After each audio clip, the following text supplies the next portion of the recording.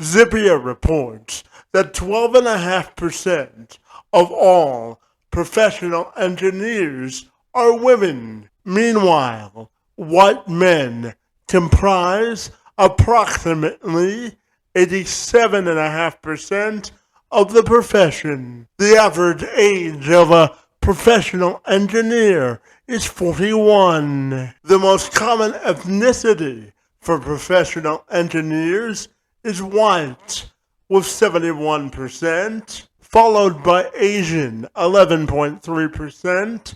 Latino and Hispanics make up 10.6% of this professional population, while African American or blacks make up a total of 4.5%, according to Zippia.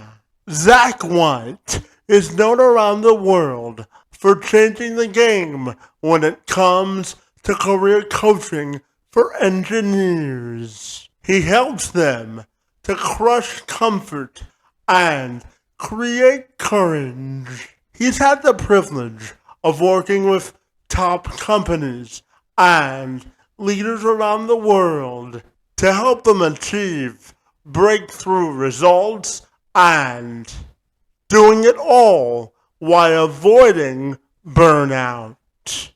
Zach is the CEO and founder of Oasis of Courage, a fast-moving and growing company with a unique and proven coaching program designed exclusively for engineers. He joined me this week to have a discussion about the importance of infusing new energy into the field of engineering, coaching engineering professionals to reach their maximum potential, and so much more. I'm 𝗘𝗲𝗃𝗏𝗏𝗃𝗏𝗃. Let's have this conversation.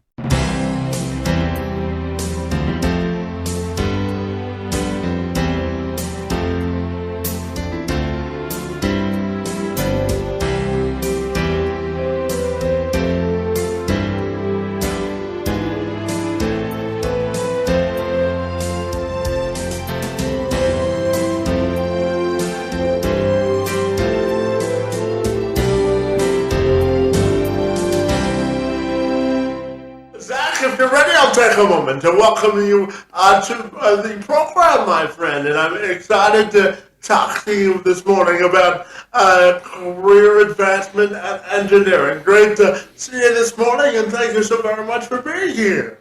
Kevin, I'm honored to be here. Love the work you're doing, and thanks again for the invite. Let's jump in, man. I'm excited about this. Yeah, so tell me, Zach, that you're known around the world for helping people sort of find a career path in engineering and careers in general. So I'm wondering if you can tell me about all the good work that you do. Kevin, I'm in a really fun space, bringing my background in engineering myself, having a couple engineering degrees, and now doing coaching, training, personal development, career development for engineering leaders around the world. And you know what we're known for at 𝗟𝗏𝗃𝗏𝗏, that's my company, which is short for Oasis of Courage, is to really change the game, change the mindset around what engineering leaders expect and what they take away from career coaching. And Kevin, you may know in your own mind, a lot of people listening know, when you think of career coaching, a lot of times people think of the simple things like polishing your resume, prepping for an interview, maybe looking at your strengths and seeking to find a good fit for you in the job market. And all that stuff is good, Kevin. But what we focus on is not just polishing the surface. You can polish poop and it's still poop, Kevin, right? Like what we want to do, and not to insult anybody there, but we want to help you transform from the inside out to become that next level, that peak performing version of yourself, so that you're ready to tackle bigger roles, bigger opportunities, and looking at you as a whole person. Because most career coaching only looks at your career. But the fact is, the quality of your life depends on the quality of your career life, and we want to look at that whole picture together. So that's what we do, and it's absolutely a blast, Kevin. We could talk about it all day, but You tell me, what would you love to know more about, or take me where you want to go? Yeah, so Zach, just before I do that, I'm going to tell you a little bit about myself, my friend. So I Please. was born with what's called spastic quadriplegia cerebral palsy. Simply means that I don't have enough oxygen in my legs to walk normally. So one of my passions in life is to, outside of this podcast, I work with businesses to further career opportunities for folks with disabilities. So my next question to you has to do with career diversity and creating more career diversity, not for just for people in general, but also for people with disabilities as well. So how do you think we can create more career diversity? This is such an important question. Thank you, Kevin. And thank you for sharing that as well from your history and your story. And I have such deep respect and compassion for anyone, listening, and for yourself, anybody who has what may be perceived as a disability of any kind. And I will acknowledge everybody has a different set of values and beliefs from their own experience about this. And I want to be very respectful of that as I answer your question. But that said, Kevin, I do really believe that the answer begins with our mindset. And we categorize people as disabled who have a diagnosis or maybe a visible physical disability. A powerful example of this, I recently interviewed on my podcast, The Happy Engineer, Jessica Cox. And she's the world's first and only licensed pilot who has no arms. Not sure if you'd want her flying your plane, but she is an amazing, amazing woman who has overcome so many different limitations in life because of not having arms. She was born that way. And outwardly, anybody would say Jessica is disabled.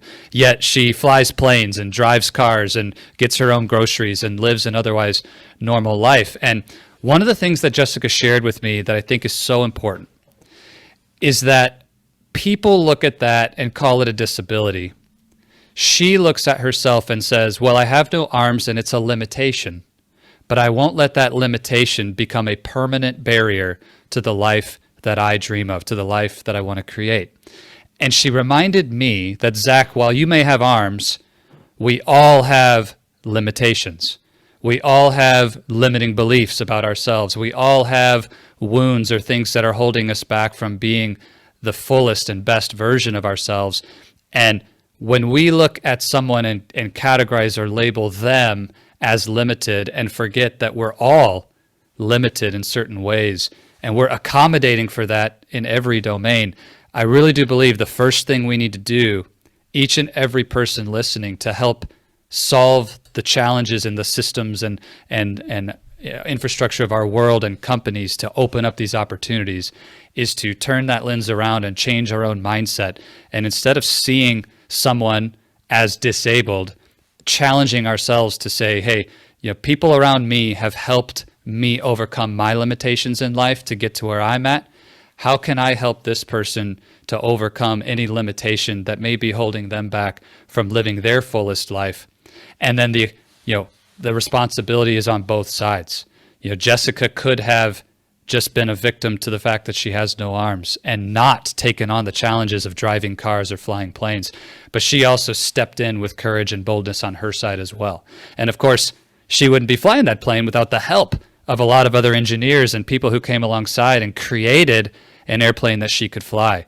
And so it's absolutely on both sides. But I think it's a mindset thing first, Kevin. Rather than labeling and categorizing someone as not qualified or disabled, let's just recognize there's a lot of different types of limitations. And it's all of our responsibility to ask new and more empowering questions of how can we help each other to overcome those limits. Yeah, absolutely. And Zach, I'll just share with you that I tell myself every day that I can either work for my circumstances or I can make my circumstances work for me. So I always so powerful. Try to make my circumstances work for me. Absolutely. So to that point, and building on that point, I know it's important to you to sort of get out of your comfort zone and sort of develop career courage. So what does it mean to you to sort of crush your comfort zone and create courage? Man, Kevin, this is my area of deep passion, and it's a idea that's woven into all of the coaching that we do for our engineering clients. Because at the end of the day, what holds you back from experiencing the life that you want and the career that you want in some way is fear. And fear has 1,000 faces. We may call it stress, we may call it anxiety, we may call it uncertainty, but fear shows up in a lot of different forms in our life. And what we must do to advance is face fear and take action anyway. So to answer your question, how do you crush that comfort zone? How do you become a courageous leader who's constantly advancing and taking ground and achieving new things in your life, reaching new heights? It's through action. You must act. You must face fear and do it anyway. And easy for us to sit here and say, Kevin, but I really do respect how difficult that can be. But we don't become courageous by sitting and thinking about courage. We don't become courageous by analyzing difficult situations. And that's where engineers especially can get stuck. We love to get in our head and learn our way to solutions. But knowledge doesn't make you courageous. Applied knowledge, action, stepping into difficult situations, risking failure, that's where courage is formed, and there is no other way. You must take action. Yeah, and Zach, I know that the people that you work with, you help them sort of create breakthrough results and avoid burnout, my friend. So tell me, because I always think it's important to live sort of a balanced life of perspective. So what do you think it means to live a balanced life of perspective when it comes to balancing your personal and professional life as well? Yeah, burnout is a huge problem, Kevin. I'm sure, the other people who've come on this show and the listeners who are getting such tremendous value from your show can relate to this either in their own journey or people around them who are experiencing burnout. And this idea of balance keeps coming up in so many different contexts. And here's the most important thing I want you to know about balance. Balance is not something that you achieve and are done. You don't arrive there and stay there. Balance is something that you're always doing. You're always finding balance. You're always staying in balance. And it helps to maybe picture, a tightrope walker at the circus. If you've ever seen somebody on the high line, maybe they're carrying that pole with some weights on either end and you watch them. Well, as they walk across that rope, it's not that they can ever stop moving. If they did, they would fall. They're constantly adjusting left and right, forward and back, and making those little corrections in order to keep their center of gravity over the rope. And if at any point they locked up all their muscles and got really tight and tense and said, okay, I found my balance, now I'm going to freeze right here, they're going to fall. And balance in our life is the same way. You may feel out of balance. Maybe you're working too much right now. Well, if you cut your work in half and you work less, then you may find yourself out of balance, that your work performance is suffering, or you're bored, you have too much time after a month of that, or you could create a different problem. So balance is an active value. That's the most important thing people need to understand. There is no perfect place in life called balance. But I'll also say this, you don't create balance by going on vacation. You cannot vacate your problems in your career and expect to come back and have them all fixed. And that's one of the big things about burnout where people get tricked, Kevin, is they think, oh, I'm burning out, I'm working too much, I'm out of balance, so I'm going to take a vacation to fix that. But you don't fix anything that's broken in your career. It doesn't fix burnout to vacate the situation. Because when you return, guess what? You're going right back into that same situation. So it really requires a different approach, learning new skills, learning how to show up to your career differently. And that's what we help our clients with, is discover the actual strategies that prevent burnout in your life, rather than thinking you can just, go to the Caribbean for a week and it's all going to be better. Yeah, absolutely. And Zach, as you said, you're the CEO of Oasis that works exclusively with engineers. And I'm wondering if you can just dive into sort of the principles or mission or sort of the passion statement of the company. And how do you think we can get more young people invested in a career in engineering as well? Yeah, thank you, Kevin. And so, Oasis of Courage, why do we focus on engineering talent? You know, people from science, technology, architecture, mathematics, engineering, these STEAM disciplines. At the end of the day, engineers and people with that deep analytical, logical personality type in mind, we do think and act differently than other people. and if anybody disagrees with that, then they haven't hung out with enough engineers yet. We are different. And we need to approach personal development and career development with those differences in mind. Because the way that engineers think and act does create really powerful strengths. It's why they're so good at what they do. But at the same time, those qualities create some of the exact problems and barriers that they then face in career and life. And so, Kevin, you know, our whole system of how we support our clients is designed with that engineer in mind, you know, by engineers for engineers. And so that's why we focus there.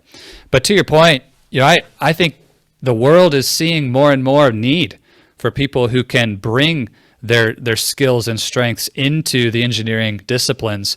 You know, technology is not decelerating, it's accelerating. And the presence of all these technologies in our lives, you know, the human body and the physical systems of our, you know, existence are really not ready for how to interact with all of these technologies. So there's going to be big demand for helping us all to integrate and stay healthy in a time of our history where so much is changing so fast. And I believe engineers will be at the tip of the spear in solving that. So if you're listening to this and considering engineering and science as a place to take your career, I'd highly encourage you to take that challenge. Go for it. One thing that's great, you can always be an engineer and shift into something else later if you find that your passion isn't ignited there. But if you go into marketing or business and decide later you want to be an engineer, you're going to have a long road ahead. It's not something you can just shift into. So start with this. You'll never regret it. Yeah, I always say, Zach, that we're the engineers and architects of our own life story, aren't we? Absolutely. Absolutely. We actually call our system the lifestyle engineering blueprint, Kevin, for that exact reason, because we want to take that engineering mind and apply it to creating everything in our life, not just great results at work.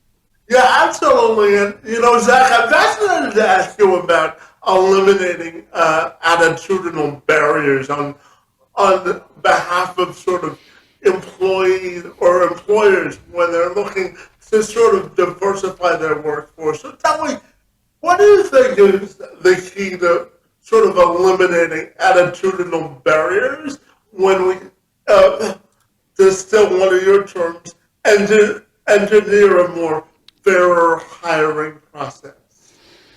Oh, this is a tough question, Kevin, and here's why I say that. It's a very challenging task for any human through our actions to change the attitude and mindset of another human. Recognizing that Dale Carnegie said it best a long time ago, there's only one way to get anyone to do anything. And that way is to make that person want to do it. And you know, you can make people want to do things through the carrot or the stick. We can make it happen through a lot of different mechanisms and incentives. But at the end of the day, to change someone's attitude or mindset is not a trivial task. It's not just a light switch. And so I really do have deep compassion for folks who work in HR, who work at the C level of their organization, seeking to create these fair and inclusive processes and systems for hiring and for building high-performing, diverse teams. That is a challenge when you need to go in and literally shift the beliefs and the mindset and the culture of individuals in your organization. That's a high calling. And so, Kevin, I guess what I'll answer to your question, for the individual who's listening to this conversation, I just want to challenge you that inclusion begins with you. If you want to be in a more inclusive environment, then ask yourself first, how can you create that right where you're at, the environment around you today? Start looking in the mirror, start asking yourself, am I bringing that attitude? Am I bringing that environment? Am I acting in a way that's without bias? And if not, work on myself first. And then the answers to those next steps on how we can impact others will start to make themselves clear. But if we're not modeling it ourselves, then we have no business delegating or giving that challenge to someone else in the company, in HR or otherwise, because it really does begin with ourselves. We are responsible for our own attitudes. And Kevin, it's an awesome area. Everybody needs to challenge themselves regularly because so many of our beliefs and values are hiding in our subconscious mind. And we really do need to get conscious of that in order to solve problems like this. Yeah, Zach, there's a sign in my office that says, and it's sort of the motto that I live my life by, that inclusion is the gateway to independence. And outside of this podcast, I work, as I told you, with businesses to sort of amplify their inclusive hiring. And one area that I always start with is a continued conversation of education, because employers don't know what they don't know, so it all starts with education as well, doesn't it? Agreed. And I love that word, a conversation. And as simple as that may sound, Kevin, I agree with you 100%. That is where it begins. We need to get into the difficult conversations. And in the spirit of educating, it's not telling people what to believe in a one-directional type of situation. It is truly a conversation. The education is adapted and adopted through a conversation. And so I would encourage folks to begin there. Let's go have the hard conversations, and the solutions will begin to manifest through doing that. Yeah, absolutely. And Zach, as you mentioned, you're the host of the Happy Engineer podcast. So tell me all about the show and the mission behind the endeavor, my friend. Oh, thank you, Kevin. And like yourself, I'm a podcast host. I love this platform and medium, and there's so many amazing people I get to meet and serve through it. So the Happy Engineer podcast on all platforms. You can also hit thehappyengineerpodcast.com if you want to find it. I'd love for anyone who's interested in career development or engineering, go check it out.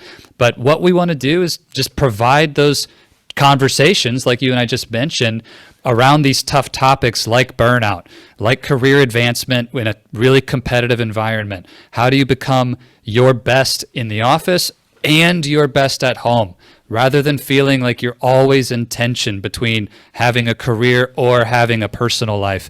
And at the end of the day, I say it this way, Kevin, we want to help our engineering leaders to build their career, balance their life, and be happy. And so if that interests you, go check out the Happy Engineer podcast, and we'd love to see you there. Absolutely. And Zach, my final question for you this morning has to do with your own personal and professional legacy, my friend, and how you want that to be defined. Legacy is a powerful word, Kevin, but if I summed up everything that my heart desires for the legacy that I leave in life, it would be the word encouragement. I want to be known as someone who steps into the world and helps to place courage into other people. And that's what encouragement is, to encourage, to place courage into someone else. And when you do that, it helps them to take their next step. It helps them to move forward, to advance, to take ground towards their vision and dreams. And nothing satisfies me more than to see someone else get moving towards the life they dream about. So I want to be known in my personal and professional legacy as a man who walked in constant encouragement of others. Absolutely. And Zach, tell me, if people want to get connected with you, my friend, what's the best way they can do that? Yeah, well, we mentioned the podcast. I'd be honored if anyone wants to listen to The Happy Engineer, and also that same URL, thehappyengineerpodcast.com. Right there is where you can find everything that I'm up to with the Oasis of Courage, our coaching, the podcast itself. There's contact information there, and I'd be honored to hear from any of your listeners. Kevin, you have such an amazing show and audience, so please hit me up there anytime. You can find all the social media links, etc. there. So thehappyengineerpodcast.com. Fantastic. Well, Zach, I have to tell you, I thoroughly enjoyed our conversation, and I want to thank you for all the good work that you're doing in the field of career development and advancement engineering as well, my friend. Your work in the space and time on my behalf is most appreciated, and I want to thank you for being here this morning. Kevin, you're so welcome. The feeling is mutual. I'm honored to know you and can't say enough positive things about what you're doing on your show, the guests you bring on, the powerful conversations you create, and everybody needs to keep subscribed and tuning into this conversation. It's been awesome.